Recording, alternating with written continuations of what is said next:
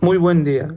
Los alumnos del Instituto Tecnológico del Valle de Etla, Nueva Unión Hidalgo, nos complacen presentar los siguientes temas: el ciclo de vapor y ciclo de gas de la materia sistemas térmicos. Los integrantes del equipo son Naomi Landeta Cruz, Celsivan Mendoza Gómez, Wilson Alonso Torres, Alan de Jesús Jiménez Velázquez y Edgar Ángel de la Rosa Escobar.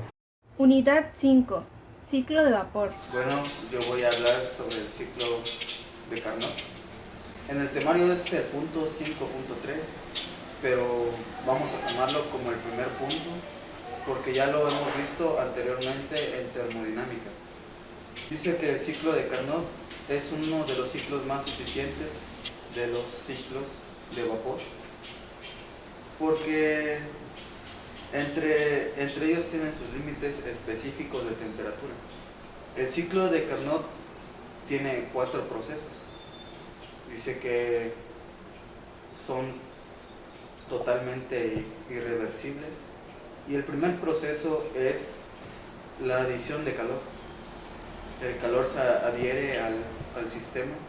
Puede ser un sistema estacionario.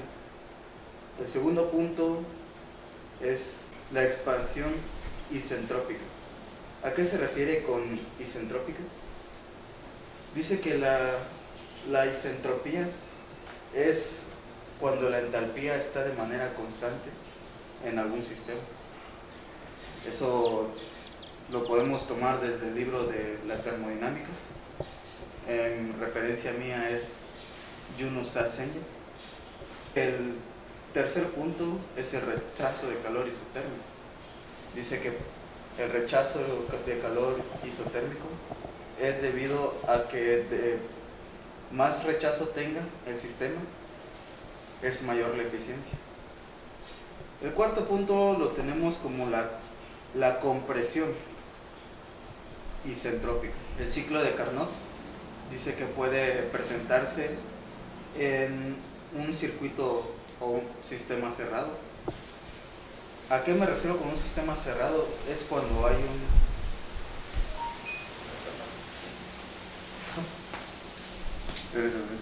Vas a explicar el sistema Sí, espérame. Es que estoy hablando como AMLO. de 1 a 2, de 2 a 3, de 3 a 4, de 4 a 5 y de 5 a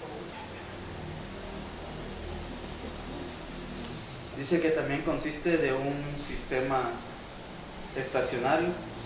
Debe de haber un flujo que en ese flujo se puede ocupar, se puede emplear un gas o vapor para que el fluido trabaje. Como podemos ver, aquí tenemos una máquina de Carnot de flujo estacionario. En el primer proceso entra una turbina isotérmica, el cual dice que hay una adición de calor.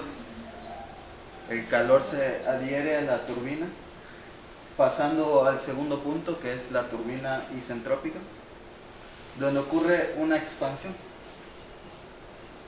Ocurre la expansión, pasa al tercer proceso, que es un compresor isotérmico, que dice que hay un rechazo de calor isotérmico. ¿Por qué el rechazo de calor isotérmico? Para que haya una mayor eficiencia en el flujo estacionario. Pasa al cuarto punto, el cual es la compresión isentrópica. Como acá lo dice, es un compresor. El gas se comprime, puede ser un gas o incluso puede ser vapor, y se vuelve a repetir de manera cíclica. Por eso se llama ciclo de Carnot. Después de revisar el ciclo del Carnot podemos sacar varias conclusiones. La primera conclusión es de que se pueden eliminar ciertos aspectos innecesarios en el sistema, y dependiendo si el sistema pasa por la caldera siendo un vapor sobrecalentado, y si después pasa a un proceso de condensación pasando por el condensador. Si podemos hacer estos procesos, podemos llegar a un ciclo mejorado, que es el ciclo de Rankine. El ciclo hay que aclarar que el ciclo de Rankine no cuenta con una irreversibilidad interna dentro del sistema. El sistema se compone, como ustedes pueden ver en las diapositivas, por 4 procesos. El primer proceso es una compresión isentrópica en una bomba. Como ustedes pueden observar, en la bomba es donde comienza el sistema, comienza el ciclo, en donde el agua lanza a la bomba presión. Isentrópica quiere decir que la diferencia de entalpías pues, es constante, o sea, no existe tal diferencia alguna. Entonces, existe un proceso de compresión en la bomba. Bueno, como primer punto podemos analizar las compresiones isentrópicas. Quiere decir que se hace un proceso de compresión donde inicia la bomba. El segundo punto es la adición de calor a presión constante en una caldera, donde inicia el proceso de sobrecalentamiento. Después pasamos al tercer punto, que es la expansión isentrópica en una turbina, donde se hace el proceso de expansión. Y el 4 es el rechazo de calor a presión constante en un condensador, ¿no? Como primer punto, el agua entra a la bomba en el estado 1 como líquido saturado, como ustedes pueden saber, y se condensa isentrópicamente. Como se comentó anteriormente, el término isentrópicamente tiene que ver con una nula variación de entropía, quiere decir que la entropía se mantiene constante. Luego, para poder llegar a la caldera, necesita igualar a la presión de la caldera. Entonces, hay un aumento en la presión, donde la presión de ese líquido se iguala a la de la caldera para poder entrar a la caldera. Entonces, debido a que se aumenta la presión, la temperatura del agua también aumenta durante un proceso en el que se hace la compresión isentrópica. Eso quiere decir que cuando se hace el proceso de compresión hay una pequeña disminución en el volumen específico del agua. Eso es lógico porque al momento de hacer una compresión, el volumen específico del agua disminuye. Después, como ustedes pueden observar, el agua entra a la caldera como líquido comprimido después del proceso de compresión en el estado 2 y sale como vapor sobrecalentado. La caldera es básicamente un intercambiador de calor. Entonces, donde el calor se origina por medio de gases de combustión que se transfieren al agua a presión constante. La caldera donde el vapor se sobrecalienta se le suele llamar convencionalmente como generadores de vapor. El vapor sobrecalentado en el estado 3, después de haber pasado con ese proceso en el generador de vapor, entra a la turbina donde se expande. El vapor sobrecalentado en el estado 3 entra a la turbina donde ese vapor se expande isentrópicamente y produce trabajo al hacer girar un eje rotatorio conectado al generador eléctrico. Como ustedes pueden observar, hay un eje rotatorio ahí que al momento de entrar el vapor isentrópicamente produce un trabajo. Ese trabajo está conectado a un generador eléctrico. El vapor se condensa a presión constante en el condensador, el cual es también un gran intercambiador de calor. En el último punto, el vapor se condensa a presión constante, isentrópicamente, rechazando el calor. Como ustedes pueden ver, hay un rechazo de calor en el condensador hacia un medio externo, que es un proceso de enfriamiento. Y el líquido que sale del condensador sale como líquido saturado y entra otra vez a la bomba. Entonces eso es un ciclo repetitivo en donde se realizan esos 4 procesos. Y básicamente esa es la idea del ciclo de Rankine, que es un ciclo mejorado del ciclo de Carnot, donde no se toman en cuenta la irreversibilidad interna dentro del sistema. Como ustedes sabrán, el ciclo de Rankine prácticamente se compone por 4 componentes esenciales, como pueden ver en la diapositiva. Uno es la bomba, el otro es la caldera, el otro es la turbina y el otro es el condensador. Son prácticamente los 4 procesos elementales que se realizan en el ciclo de Rankine.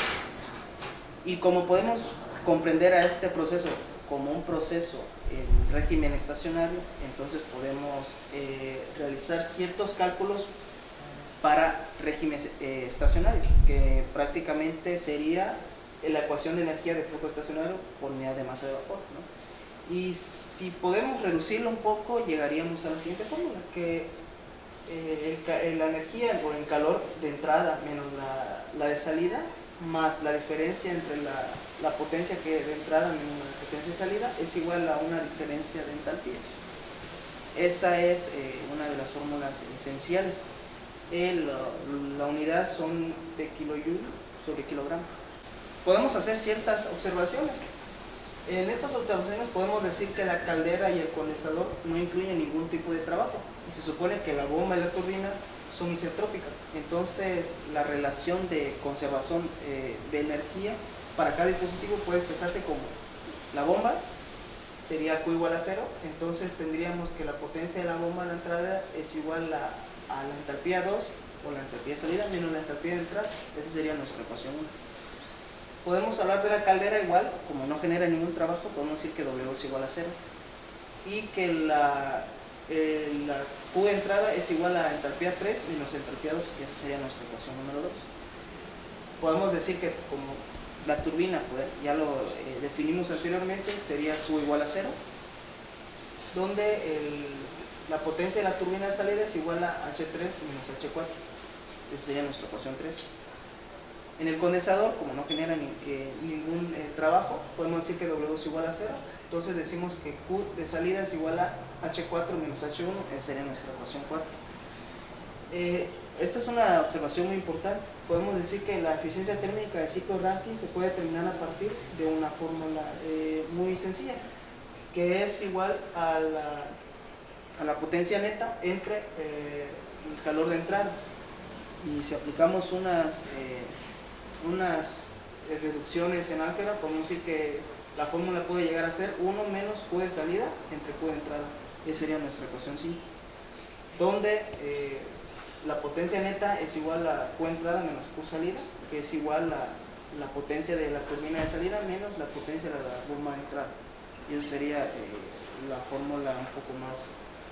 Como último punto a analizar, una pregunta que se nos puede llegar a presentar es si se puede mejorar la eficiencia en el ciclo de Rankine. La respuesta es sencilla. Sí se puede mejorar la eficiencia, pero con ciertos parámetros ya definidos. El primer parámetro o el primer principio que tenemos que entender es la reducción de la presión del condensador, ¿no? El área sombreada, como pueden ver de este diagrama, representa el aumento de la salida neta del trabajo debido a la disminución de la presión del condensador desde P4 hasta P'4.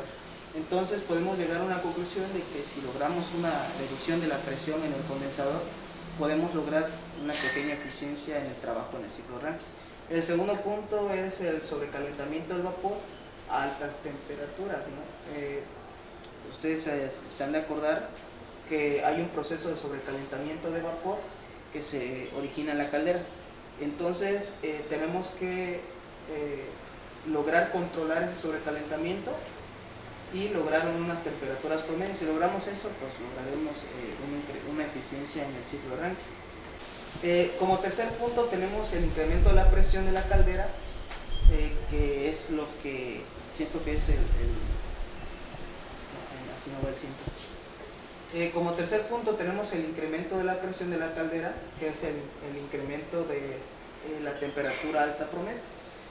El efecto de aumentar la presión de la caldera en el desempeño de los ciclos de potencia de vapor se ilustra en un diagrama, que es el que podemos ver a la parte derecha de su pantalla. Entonces podemos concluir de que el aumentar la presión en la caldera podrá generar rendimientos más elevados en el ciclo de Rankine. Entonces esas serían las tres observaciones que se tienen que tomar en cuenta. El ciclo de IR. El ciclo de IR es básicamente el ciclo de Rankine, nomás agregándole un sobrecalentador. Como se puede ver en el siguiente diagrama, es igualmente que el ciclo de Rankine, el único detalle es el sobrecalentador. Lo que es el sobrecalentador es aumentar la eficiencia térmica del ciclo de Rankine, como se explicó en el tema pasado. En las siguientes figuras se puede comparar el ciclo de IR y el ciclo de Carnot correspondiente. En el área verde se indica una pérdida con respecto al potencial. Este es el ciclo de Carnot. La siguiente figura muestra el ciclo de Irner, donde ya no se ve el área verde. Inicialmente esto es que la diferencia entre el ciclo de Carnot y el ciclo de Irner. En el punto número 1 tenemos el vapor saturado. Luego se sobrecalienta en un proceso donde llega al punto número 2. Y ya generó un trabajo, una evolución, se llega al punto 3 y al punto 4, para finalmente tener el punto 5, que es el líquido aumentado de temperatura y entropía. Unidad 6. Ciclo de gas. 6.1. Ciclo de Brayton ideal. Es un proceso cíclico generalmente asociado a una turbina de gas. Al igual que otros ciclos de potencia de combustión interna, el ciclo de Brayton es un sistema abierto. El rendimiento térmico. Este está dado por la siguiente fórmula. La eficiencia térmica de Brayton igual a 1 menos la entrada de calor sobre la entrada de salida. Esto es igual a 1 menos el calor específico por la temperatura 4 menos la temperatura 1 sobre el calor específico por la temperatura 3 menos la temperatura 2. Esta es igual a la temperatura 1 por la temperatura 4 sobre la temperatura 1 menos 4, dividido todo esto entre la temperatura 2 por la temperatura 3 sobre la temperatura 2 menos 1. El ciclo de Brayton idealizado consiste, como en la siguiente imagen, en un proceso. El proceso del 1 al 2 es la compresión isentrópica del aire que se introduce en la cámara de combustión del motor. El proceso del 2 al 3 es la combustión a presión constante del combustible inyectado en la cámara de combustión. El proceso del 3 al 4 es la expansión isentrópica en la sección de la turbina. Esta es la parte del ciclo que hace el trabajo positivo. Y por último, del 4 al 1 es el calor a presión constante que evacúa del sistema al aire. Aquí podemos ver el diagrama de PV del ciclo y en el otro se ve el diagrama TS del ciclo de Brayton idealizado.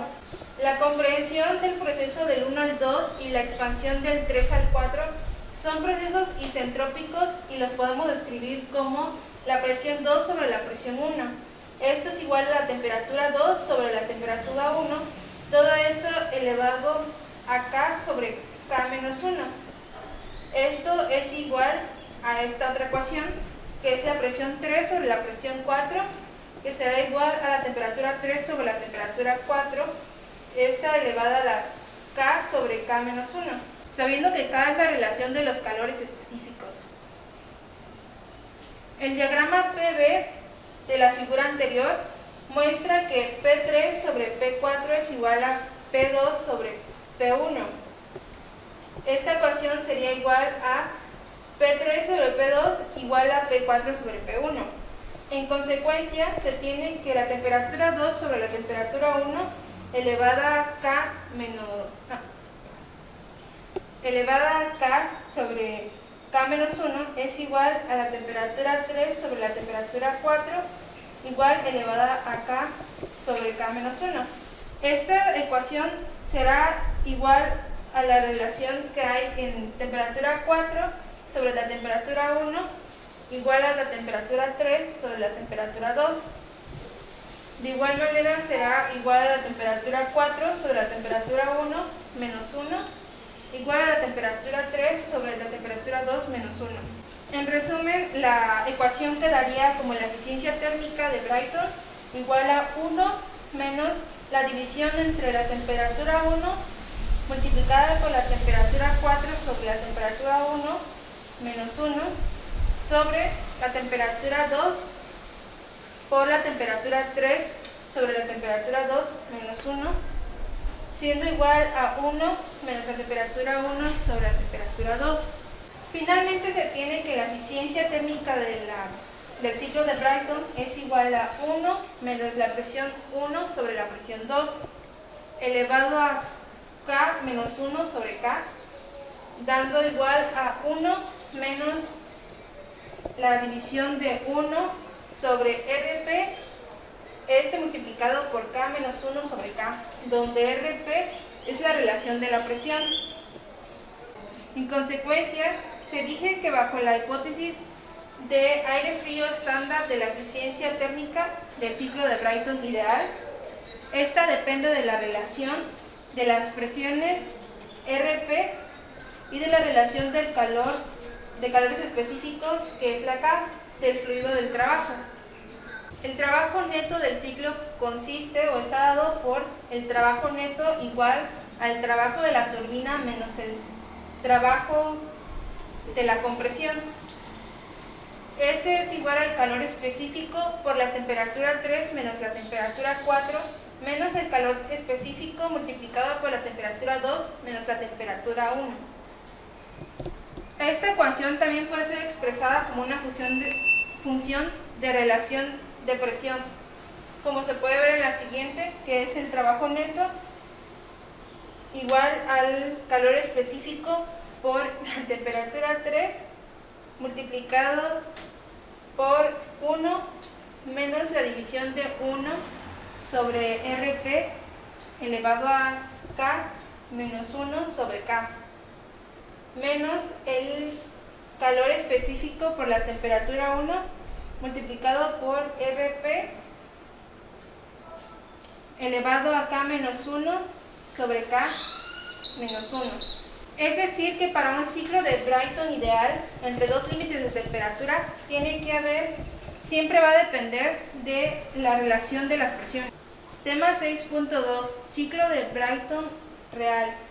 Los ciclos de Brayton reales difieren el real con el ideal en los 4 puntos. El primer punto sería el proceso de compresión y expansión. Estos dice que en este caso, en el caso real, no son isentrópicos. El segundo punto sería la caída de presión durante la adición de calor y el calor de rechazo. Y el tercero sería la presencia de irreversibilidades provocada por encima de las desviaciones. Las desviaciones de los compresores reales y las turbinas de las presiones isentrópicas pueden ser contabilizadas mediante el uso de eficiencia de la isentropía. En la figura se puede ver el diagrama TS del ciclo de Brayton real. Tema 6.3. Turbina de gas. Las turbinas de gas generalmente operan en un ciclo abierto y su proceso consiste como en la siguiente imagen. El ciclo de Brayton ideal y real describen el proceso de una turbina de gas. En la imagen se puede ver la turbina de gas mediante los procesos, como ya les habíamos explicado, del ciclo de Brayton real. Las primeras turbinas de gas construidas en 1940 y 1950 tenían eficiencias de ciclo simple alrededor del 17%. Los esfuerzos para mejorar los ciclos de las turbinas de gas se concentraron en 3 áreas. La primera es incrementar las temperaturas de entrada de la turbina o de quemado. Este consiste en las temperaturas de entrada, que estas fueran aumentando de forma constante desde aproximadamente 540 grados centígrados, esto durante la década de 1940, hasta los 1425 grados centígrados e incluso mayor en la actualidad. La segunda es el incremento de las eficiencias de los componentes de turbomaquinaria, la cual se basa en las técnicas avanzadas de diseño asistido por computadora, esto lo cual hizo que el diseño fueran competentes aerodinámicas cuyas pérdidas son mínimas. Y la tercera, la adición de modificaciones al ciclo básico. Las eficiencias del ciclo fueron prácticamente duplicadas al incorporar interenfriamiento, regeneración o recuperación y el recalentamiento, que son los temas que se van a explicar a continuación. 6.4. El ciclo de Brayton con regeneración. Pues la regeneración conviene solo cuando la relación de presión en la expansión es baja, ya que de esta manera se puede asegurar que el calor máximo estará dado por la corriente que un ciclo simple se desprende hacia el ambiente, de tal manera como lo vemos desde la entrada hasta la salida del ciclo. En el sentido de la eficiencia de la regeneración, como lo vemos en la figura, en ocasiones se presenta que la temperatura de los gases a la salida de la turbina en el ciclo de Brayton es mayor que la temperatura del aire de la salida del compresor. En el ciclo de regenerativo transfiere a un generador, que estamos viendo ahí arriba, o intercambiador de calor, energía térmica. de los gases que salen de la turbina al aire que sale del compresor. En el caso representando que el diagrama de lo que es la temperatura por la entropía, vemos que tiene un estado de 1, 4, 3, lo que es en el P0 está de 6, 5, y esto nos indica que del estado 5 es mayor que la temperatura del 2, del aire que sale del compresor. En el regenerador, los gases ceden su calor al aire comprimido desde el estado 5 hasta el estado 6. Cuando su evacuación a la atmósfera, en el caso ideal, el aire comprimido en el estado 2 tendrá la misma temperatura de los gases en el estado 6. De igual manera, la temperatura del aire en el estado 3 será la misma que la de los estados 5. En consecuencia, el calor suministrado de la cámara de combustión será únicamente el necesario para elevar la temperatura, tanto del 3 y del 4, y no del 2 al 4.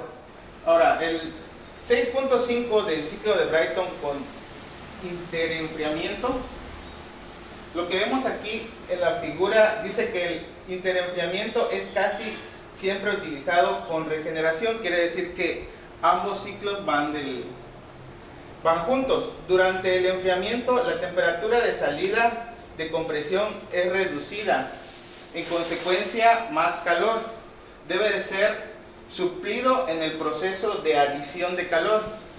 Para alcanzar la temperatura máxima del ciclo, la regeneración puede reponer parte de la transferencia de calor necesaria. La eficiencia de enfriamiento, con este método lo que hacemos es comprimir los gases de admisión en dos etapas.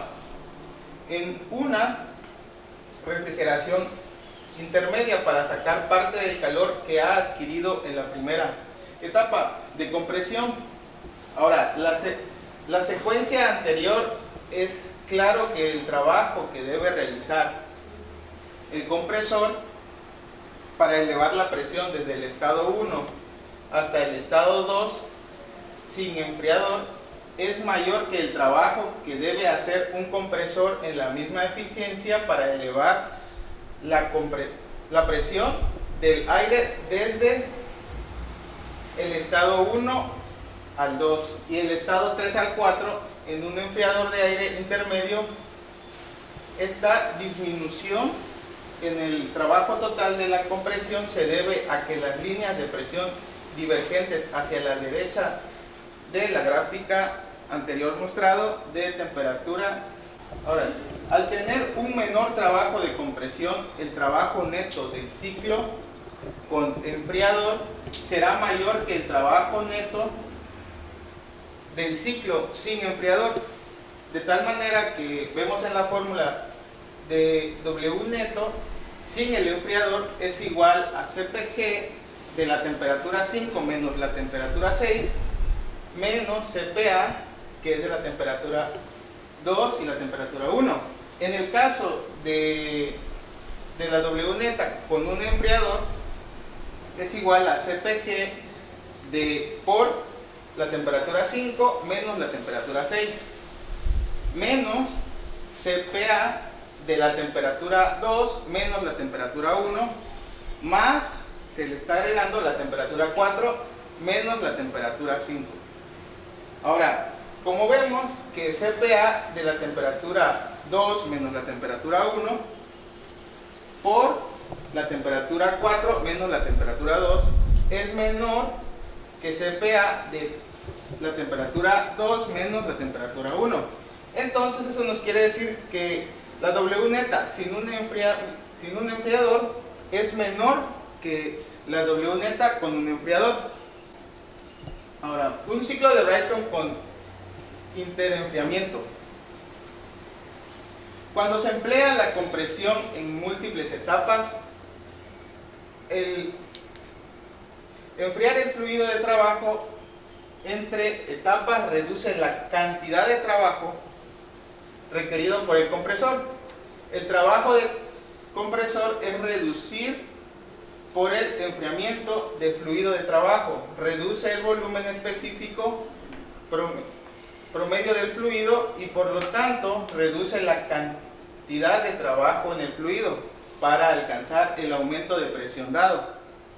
Como vemos en el diagrama de temperatura y entropía, vemos que aparece del 3 al 4, del 1 al 2 y lo que es del 5 hasta el 6. Ahora, la eficiencia del recalentamiento. La expansión de los gases en el ciclo de Brayton puede configurarse de tal forma que se realice en dos etapas. La primera expansión ocurre en lo que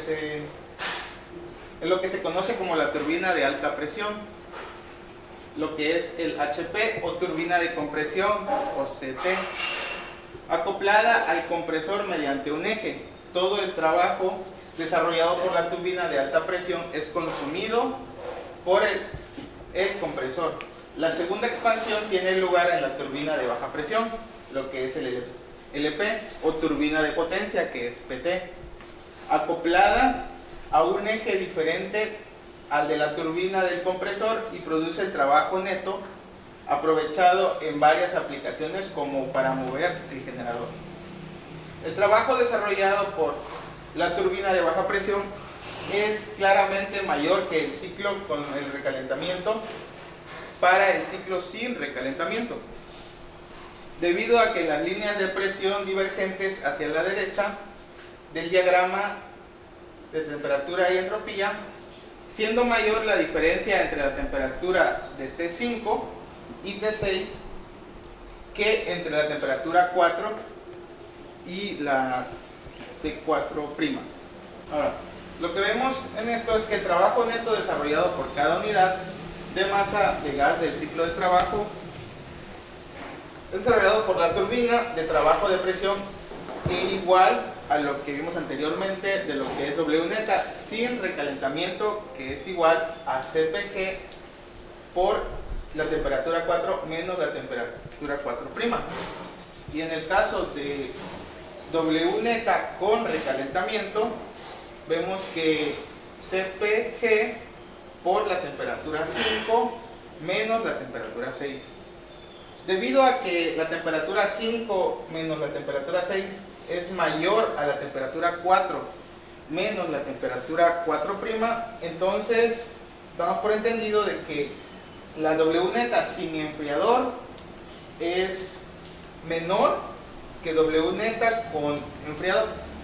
Ahora, lo que vimos en cada parte de los temas anteriores es la eficiencia. Ahora vamos a ver un poco en general sobre la eficiencia térmica del ciclo de Brayton. Ideal depende de la compresión. Si se aumenta la relación de compresión en el ciclo, será necesario suministrar sobre todo más calor al sistema, debido a que las líneas de compresión constantes divergen hacia la derecha y sobre todo en el diagrama de la temperatura entropía. Y la temperatura máxima del ciclo será mayor con el calor suministrado, pues va a ser mayor la eficiencia térmica y aumentará el radio de compresión. Sin embargo, pues la temperatura máxima del ciclo siempre estará limitada por lo que son los materiales con que están compuestos y por lo tanto se requiere un sistema de refrigeración más eficiente. Y la eficiencia del ciclo también se va a afectar por las pérdidas en el compresor, en las turbinas y en las caídas de presión, en la cámara de combustión y otros pasajes que pues, vienen incluidos en el sistema. Podemos verlo pues, en el diagrama que representa estas condiciones del ciclo disminuyendo en consecuencia a la eficiencia del ciclo. Y pues como le decía, en el diagrama lo que sucede de la temperatura y la entropía es que lo que sucede es que van de caída en el caso, ya que si vemos en el diagrama del lado derecho, estamos viendo que la temperatura 1 sube a la temperatura 2, en el caso de la temperatura 3 va bajando a la temperatura 4. Y pues eso sería todo de mi parte de la exposición.